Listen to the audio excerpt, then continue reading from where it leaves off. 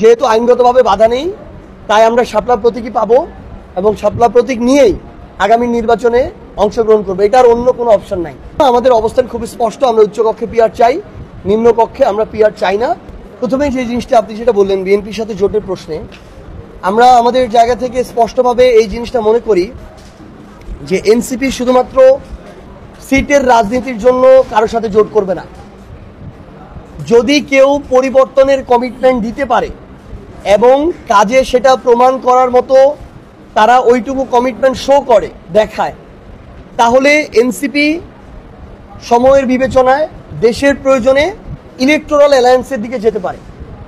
আবার যদি মনে করে এরকম কমিটমেন্ট কারো থেকে পাচ্ছে না, শুধু কথার ফুলঝুরি, তাহলে এনসিপি এককভাবে নির্বাচন করতে পারে।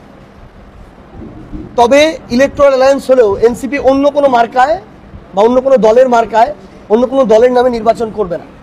যেটা আমরা ইতিপূর্বে একবার দেখেছিলাম যে জামায়াত কিন্তু বিএনপির মার্কা নিয়ে নির্বাচন করেছিল। আমাদের যদি এটা হয় ইলেকটোরাল অ্যালায়েন্স, আমরা এনসিপি হিসেবেই নির্বাচন করব এবং আমরা আমাদের শাপলা প্রতীকে নির্বাচন করব। এটার সাথে আপনার যে প্রশ্নটা যে শাপলা প্রতীক না পেলে নির্বাচন করব কিনা, আমরা এখন পর্যন্ত যতজন এই প্রতীক, সংবিধান, নির্বাচন কমিশন সংশ্লিষ্ট যারা বিশেষজ্ঞ, যারা এগুলো নিয়ে অ্যানালাইসিস করেন, গবেষণা করেন, যতজনের সাথে কথা বলেছি,